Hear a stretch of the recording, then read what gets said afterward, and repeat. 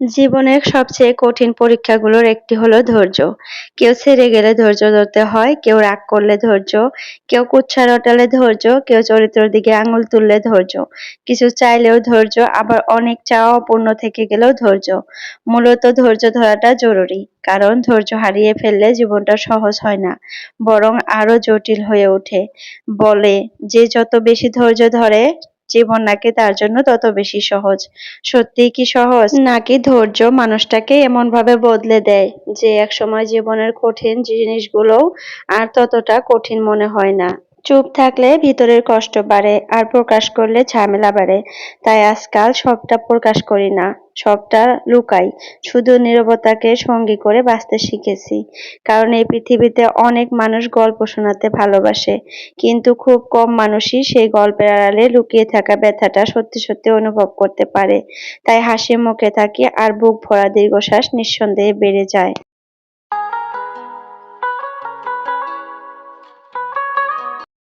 Hello everyone, আসসালামু আলাইকুম। আমার প্রিয় আপুরা, তোমরা কেমন আছো? আশা করি সবাই ভালো আছো। আলহামদুলিল্লাহ, তোমাদের দোয়া এবং আল্লাহর অশেষ রহমতে আমিও ভালো আছি।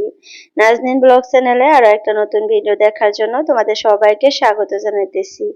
আশা করি বরাবরের মতো আজকের ভিডিওটাও তোমাদের কাছে ভালো লাগবে।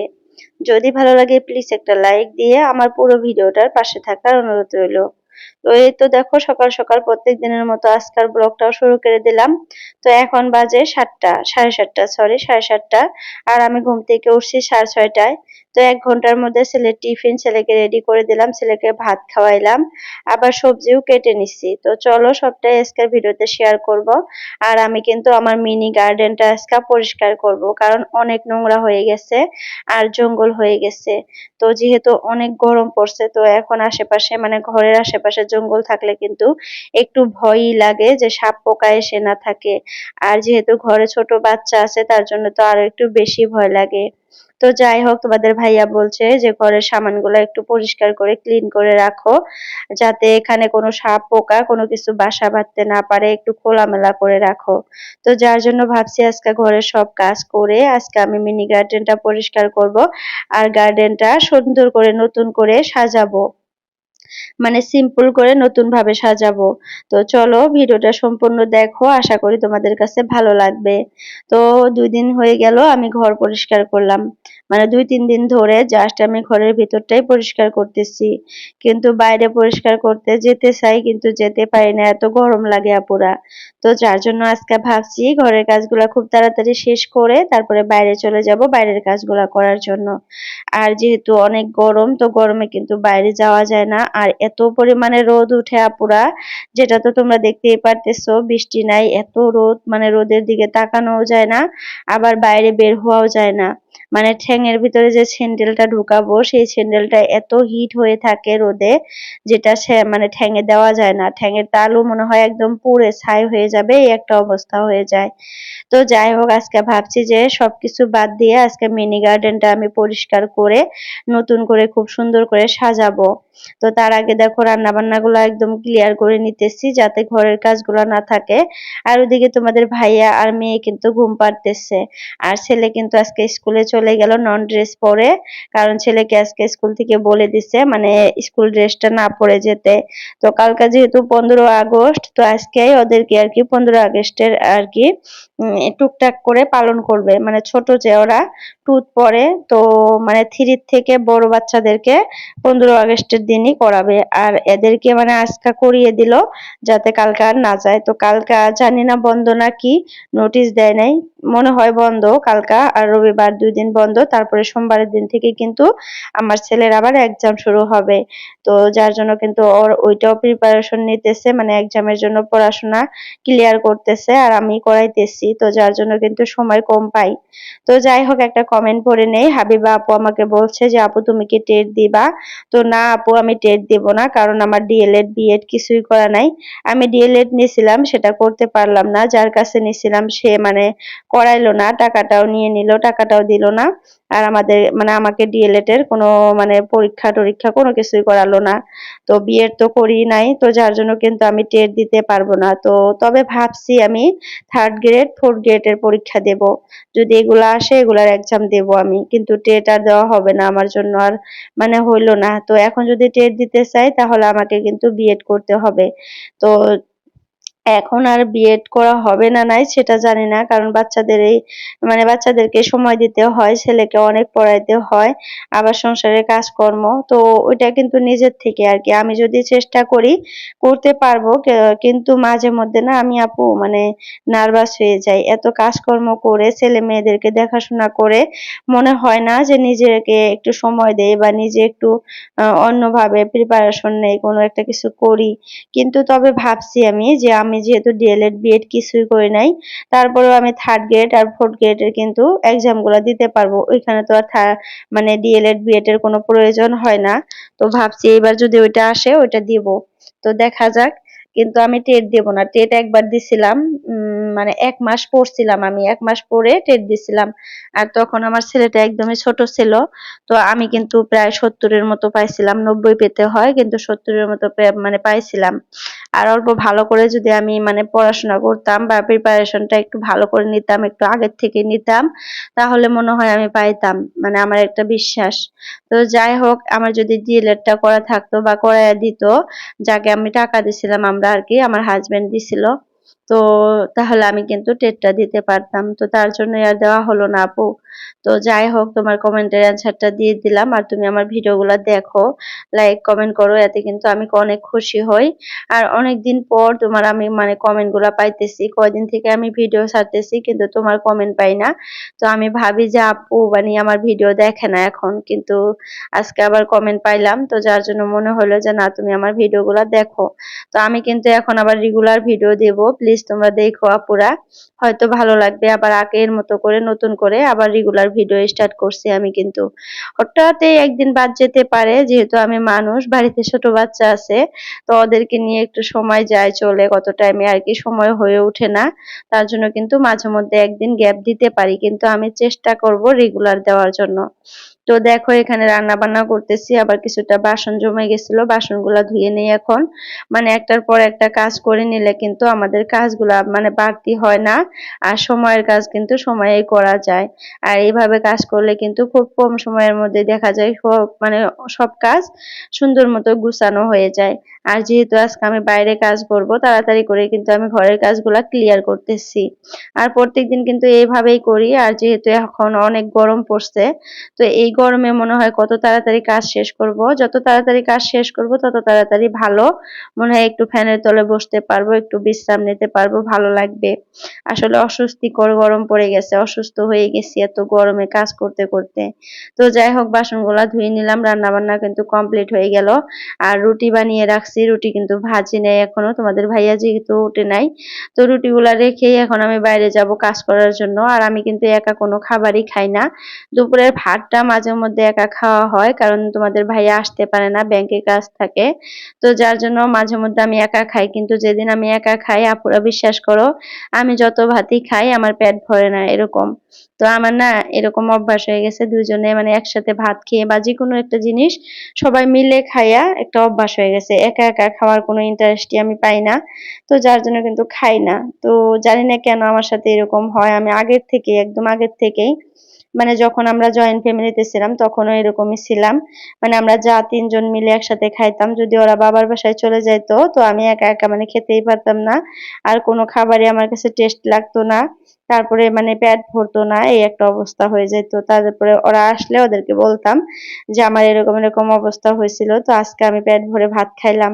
তো এই একটা অবস্থা, তো এখনো আবার ওইরকমই আছি। তো এখন যেহেতু 2 জন একসাথে খাই, তো তোমাদের ভাইয়াকে ছাড়া আমার কোনো খাবারই পেটের ভিতরে আর কি ঢুকে না, আর ঢুকলেও কিন্তু আমি শান্তি পাই না। তো যাই হোক, রুটিগুলা রেখে আসলাম যে তোমাদের ভাইয়া উঠলে তারপরে ভেজে খাবো। তার আগে আমি বাইরের কাজগুলা করে নেই। তো এই যে ওই ঘরে কয়েকটা কাপড় ছিল, কাপড়গুলা বের করে নিয়ে আসলাম। আর এঁঠো পানির বানিগুলা আর কি ফালাইয়া দিলাম। তো ভাবলাম যে বাইরে যেহেতু আসছি, বাইরের কাজগুলা করে যাই। মানে উঠানটাও ঝাড়ু দেই, তারপরে ওই যে মিনি গার্ডেনটা যে ক্লিয়ার করতে চাইলাম, মানে ক্লিন করতে চাইলাম, সেটাও করব। অনেক ফুল গাছ আজকে আমি তুলে ফালাইয়া দিব। মানে এত ঝোড় জঙ্গল হয়েছে ওই জায়গাটায়। মানে কতগুলা যে ফুল গাছ আছে টাইম মতো ফুটে, ফুলগুলা কি সুন্দর দেখা যায়। ওইগুলার জন্যই নাকি ওখানে জঙ্গল হয়ে আছে। তোমাদের ভাইয়া বলতেছে কয়দিন থেকে যে এই ফুল গাছগুলা তুমি তুলে ফালাইয়া দাও, এগুলার জন্য এখানে জঙ্গল জঙ্গল লাগে। তো তারপর আমিও ভাবলাম যে আসলে ফালাইয়া দেই, যদি এইগুলার জন্য আবার কোনো কিছু হয়, সাপ টাপ এসে থাকে, তারপরে আমার তো মানে অনেক কথা শুনতে হবে। তো তার আগে কোনো কথা মানে কোনো কাজ নাই, তার আগে আমি এগুলা ফালাইয়া দেই। আমার বাচ্চাদের মানে বাচ্চাদের থেকে ফুলের গাছ বেশি না। আর আমার মানে সবকিছু মানে ঠিক রাখার জন্য, যেহেতু আমার হাজবেন্ড বলছে যে এইটা ফালাইয়া দিলেই মানে পোকামাকড় আসবে না, তো যার জন্য কিন্তু আমি এই কাজটাই আগে করতেছি। মানে আমি অনেক ভয় খাই, আর মানে কারো কথা শোনা আমার ভালো লাগে না। যে এই যে ফুল গাছগুলো এখানে থাকবে, এটার জন্য যদি কোনো পোকামাকড় এখানে থাকে বা কোনোদিন কোনো কিছু হয়, তখন আবার বলবে। তার জন্য ভাবলাম যে যত কষ্টই হোক আমি তুলে আজকে ফালাইয়া দিব। আমার কিন্তু খুব মানে খারাপ লাগতেছিল আপুরা এই ফুল গাছগুলো তুলে ফালাইয়া দিতে। কারণ অনেক যত্ন করে এখানে লাগাইছিলাম খুব সুন্দর করে। আর ফুলও ফুটতেছে কি সুন্দর করে, প্রত্যেকদিন সকালে ফুল ফুটে, দেখতে খুব সুন্দর দেখা যায়। তো আজকে তুলে ফালাইতে না অনেক খারাপ লাগলো, মানে অনেক কষ্ট লাগলো। মানে তুলতে ইচ্ছা করতেছিল না, তারপরে কি করব, তুলে ফালাইয়া দিলাম, মানে রেখে দিলাম। এখন ফালাইয়া দিব। তো ভাবছি কয়েকটা ফুলের গাছ আমি টপের মধ্যে লাগিয়ে দিব। কয়েকটা টব খালি আছে, তো টপের মধ্যে দেব। আমি আর মাটির মধ্যে কোনো ফুলের গাছই লাগাবো না। যেগুলা ফুলের গাছ মাটির মধ্যে আছে ওগুলা তুলে ফালাইয়া দিব। আর এই জায়গাটা এখন পরিষ্কার করে সুন্দর মতো ইট মানে বিছাবো। সুন্দর মতো ইট বিছিয়ে যেগুলা ফুলের গাছ টবের মধ্যে আছে ওই টবগুলা এখানে খুব সুন্দর করে সাজিয়ে রাখবো। তো চলো সেই কাজগুলাই এখন করি। তো আগে পরিষ্কার করে নিতেছি জায়গাটা।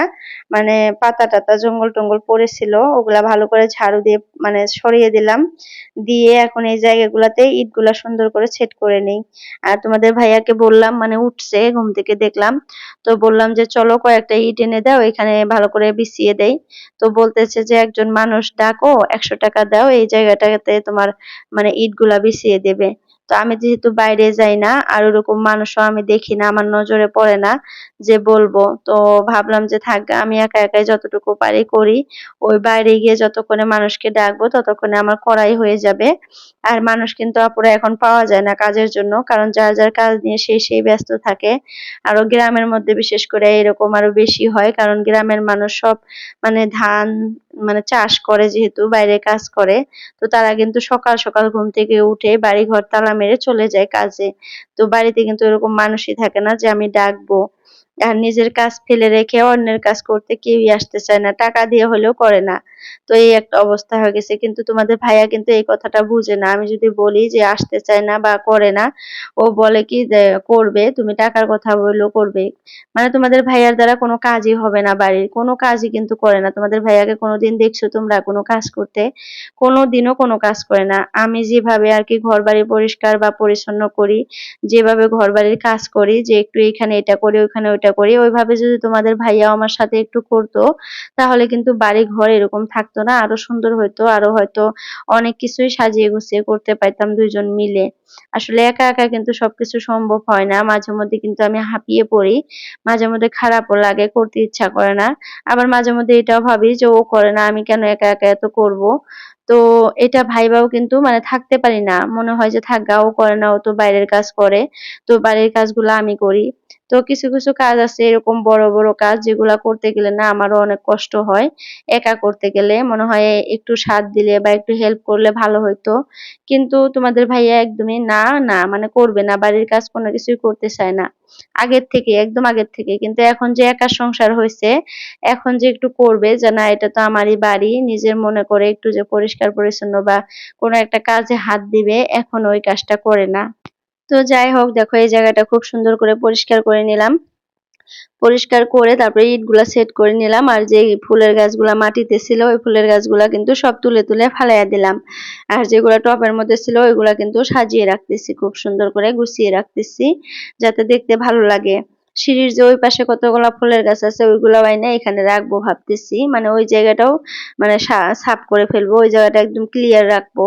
আর যত ফুলের গাছ আছে এই সাইডে রাখবো, সুন্দর করে সাজিয়ে গুছিয়ে এই সাইডে রাখবো। তো ওই যে সাইড দিয়ে যে ফুলের গাছ ওগুলা কিন্তু অনেকগুলো আমি ফালাইয়া দিছি, তারপরে কয়েকটা রাখলাম। আর এই যে ঘাসগুলা যে যতই তুলি ততই হয়, তো ভাবতেছি যে ঘাস মরা ওষুধ দেব, কালকে সকাল সকাল দেব যদি পারি। তো দেখা যাক, যদি দেই তোমাদের সাথে শেয়ার করব।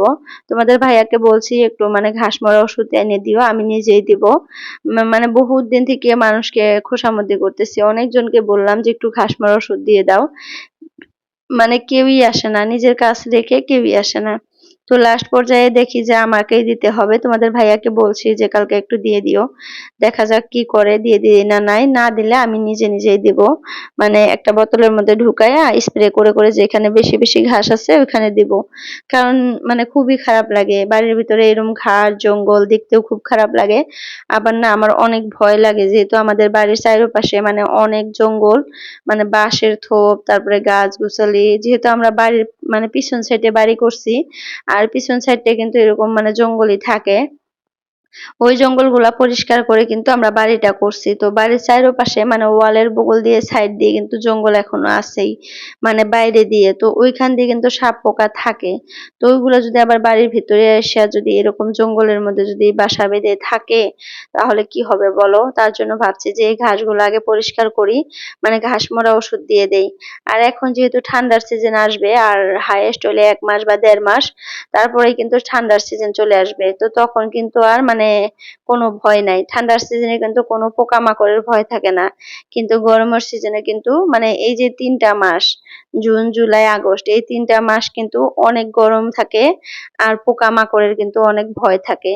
তো যাই হোক আপুরা, দেখো কথা বলতে বলতে অনেকখানি গুছিয়ে নিলাম।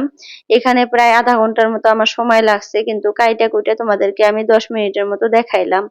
তো খুব সুন্দর করে সাজাইলাম যতটুকু পারলাম আর কি, মানে ইট গুলা সুন্দর করে বিছিয়ে তারপরে যে ফুলের টব গুলা মানে ভালো করে সাজিয়ে রেখে দিলাম। তো এখন এগুলাতে পানি দিতে হবে। তো এইখানে কিন্তু আরো আমি অনেক কাজ করছি, কিন্তু তোমাদের সাথে আমি শেয়ার করতে পারি নাই, কারণ কি বলতো, আমার মোবাইলে চার্জ ছিল না। তোমাদের ভাইয়াকে দিলাম যে চার্জ দিয়ে দাও, তো চার্জে দিয়ে দিছিল, তারপরে আর ভিডিও করতে পারি নাই। তো এগুলা লাগাইছি, তারপরে এই জায়গাটা খুব সুন্দর করে সম্পূর্ণটাই ঝাড়ু দিছি, মানে সারা উঠান ঝাড়ু দিছি, তাও ভিডিও করতে পারি নাই, মোবাইলে চার্জ ছিল না। তারপরে গাছগুলোতে পানি দিছি, তাও ভিডিও করতে পারি নাই। তারপরে ঘরে গিয়ে রান্নাঘরটা পরিষ্কার করছি, রান্নাঘর ঝাড়ু দিছি, ওইটাও ভিডিও করতে পারি নাই। তারপরে মানে যখন আমরা বেডরুমটা আমার পরিষ্কার করতে গেছি তখন যেয়া দেখি যে মোবাইলে মানে 20% চার্জ হয়েছে। তারপরে ভাবলাম যে না, এই 20% চার্জ দিয়েই আমি এই ঘরটা যে পরিষ্কার করব এইটুকু ভিডিও আর কি আমি ধারণ করি তোমাদের সাথে শেয়ার করার জন্য। তো যাই হোক, দেখো বাইরের মানে সাইডটা এখন কেমন দেখা যাইতেছে, এখন কিন্তু খুব পরিষ্কার পরিচ্ছন্ন, খুব সুন্দর দেখা যাইতেছে। তো যাই হোক, এই যে দেখো মানে ঘরের ভিতরে চলে আসলাম।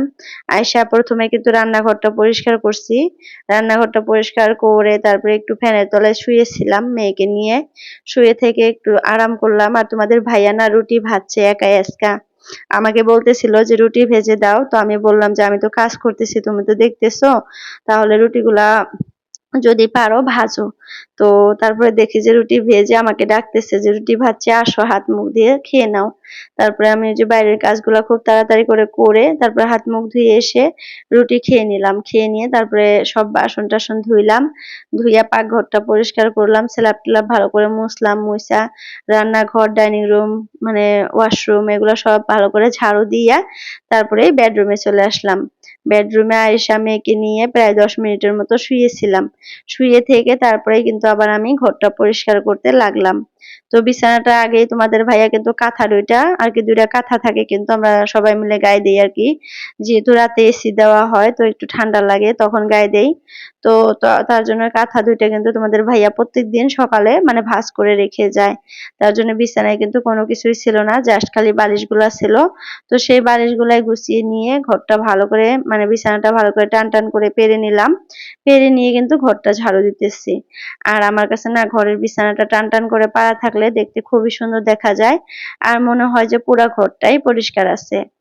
আর মানে আলনা যদি ঘরে আলনা থাকে, আলনাটা যদি কাপড়গুলা খুব সুন্দর করে ভাঁজ করে রাখা যায়, দেখতে কিন্তু খুব সুন্দর দেখা যায়। মানে আমাদের ঘরের ভিতরে কিছু জায়গা থাকে, যে জায়গাগুলা বা জিনিস থাকে কিছু, যে জিনিসগুলা খুব সুন্দর করে সাজিয়ে গুছিয়ে রাখলে দেখতে কিন্তু খুবই সুন্দর দেখা যায়, মনের ভিতরেও খুব ভালো লাগে। তো যাই হোক, আমার কিন্তু ড্রয়িং রুমটা খুব মানে খুব সবসময় কিন্তু পরিষ্কার থাকে। মানে ড্রয়িং রুমটা কিন্তু সবসময় পরিষ্কার রাখি আমি। আর ড্রয়িং রুমটা কিন্তু পরিষ্কার রাখা দরকার আমাদের, কারণ মানুষ আসার সাথে সাথে কিন্তু আমরা ড্রয়িং রুমটাতেই বসতে দেই। তো যার জন্য ড্রয়িং রুমটা সবসময় পরিষ্কার করে রাখলে ভালো হয়।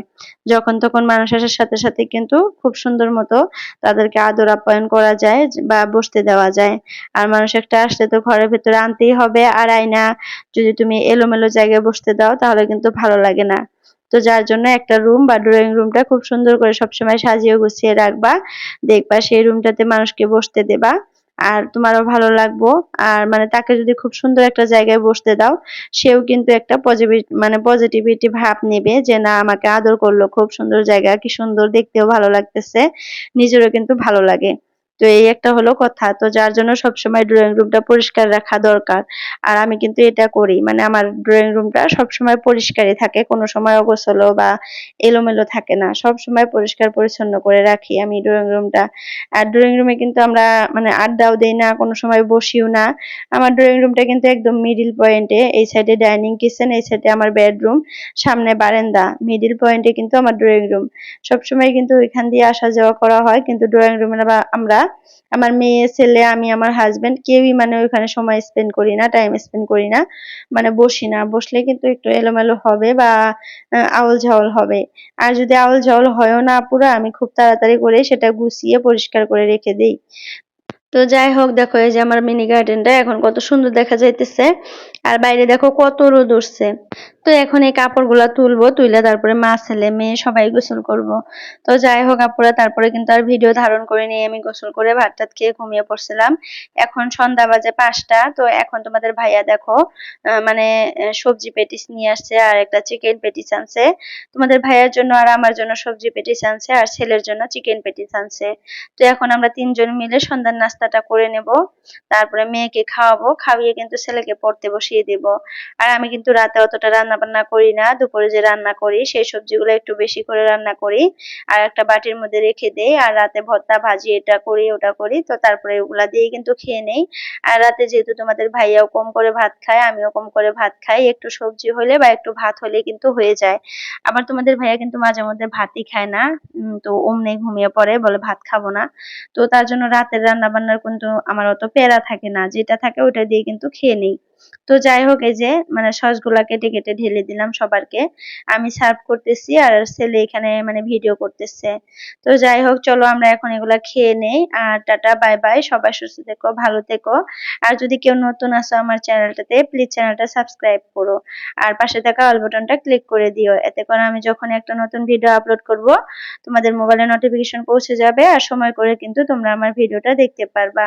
তো বাই বাই, আল্লাহ হাফিজ, সবাই সুস্থ থেকো, ভালো থেকো, আমাদের জন্য দোয়া করো আর পরবর্তী ভিডিওর জন্য ওয়েট করো। Bye bye.